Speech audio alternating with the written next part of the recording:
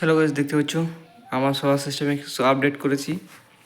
তোমাদেরকে বলেছিলাম ব্যাটারি আনবো, লিথিয়াম ফসফেট। দেখতে পাচ্ছ ব্যাটারি প্যাকটা বানিয়েছি, তোমাদেরকে দুটো ভিডিও আপলোড করে দেখিয়েছি এবং এটা বানাতে আমাদের খুব কষ্ট হয়েছে আমাকে, দেখতে পাচ্ছ। তো আরেকটা প্যাক এখনও বানাইনি, দুটো, একটা ভাইয়ের জন্য বলছিলাম, ভাইয়ের জন্য একটা ব্যাটারি প্যাক বানাবো, কিন্তু সেটা বানাইনি, শুধু একটাই বানিয়েছি। একটাই আমার অনেক কষ্ট হয়েছে বানাতে, দেখতে পাচ্ছ।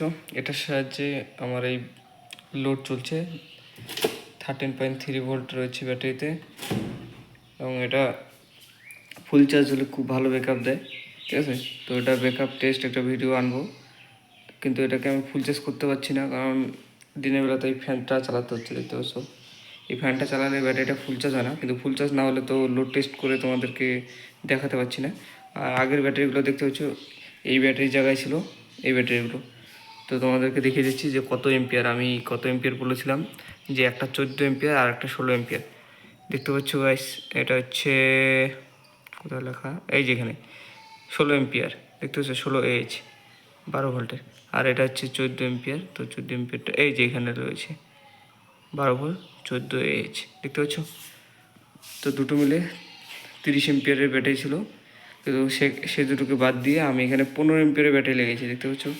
এটা আমি নিজে তৈরি করেছি এবং BMS লাগানো রয়েছে উপরে, এবং ব্যাটারি ব্যাগটাকে আমি নর্মাল কানেকশন করে দিয়েছি। কিন্তু এই ওয়্যারগুলো খুবই পাতলা, 1 mm এর তার লাগিয়েছি। এটাকে আমার একটু মোটা কেবল লাগাতে হবে, তাহলে কমপ্লিট হয়ে যাবে। এবং এই প্যাকটার সাহায্যে খুব ভালো ব্যাকআপ দেয়, দেখতে পাচ্ছ। এই টিউবলাইটে জ্বালাচ্ছি কিন্তু ভোল্টেজটা বেশি একটা ড্রপ করিনি, দেখতে পাচ্ছ। 1.5 এম্পিয়ারের উপরে লোড চলছে, কিন্তু ভোল্টেজ দেখো কতটা ড্রপ করে, তোমাদেরকে দেখাচ্ছি।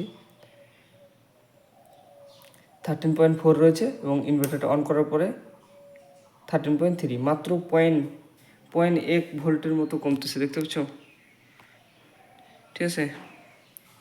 বেশি একটা ভোল্টেজ ড্রপ করে না, খুব ভালো চলে এই ব্যাটারিটা, খুব ভালো ব্যাকআপ দেয়। তো তোমরা এরকম ব্যাটারি নিতে পারো, তোমাদেরকে ভিডিওতে দেখিয়েছি কীভাবে বানিয়েছি। তো আরেকটা ব্যাটারি প্যাক ওটা বানাবো, ওটা কমপ্লিট তোমাদেরকে দেখিয়ে দেবো যে কীভাবে বানাচ্ছে, ঠিক আছে। তো এটা বানানোর সময় আমি তোমাদেরকে অত ভালো ভিডিও করতে পারিনি, কারণ এটা বানাতে আমার খুব প্রবলেম হয়েছে।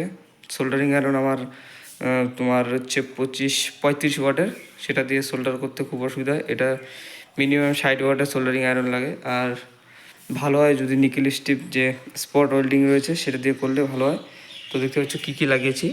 এবার সে টার্মিনালগুলোর উপরে ডাবল টেপগুলো যে রয়েছে সেগুলো দিয়ে দিয়েছি, যাতে তারটার সাথে কোনো কানেকশন না হয়, মানে এদিকে কোনো জায়গায় লেগে গেলে যাতে খুলে না যায় বা শর্ট সার্কিট না হয়।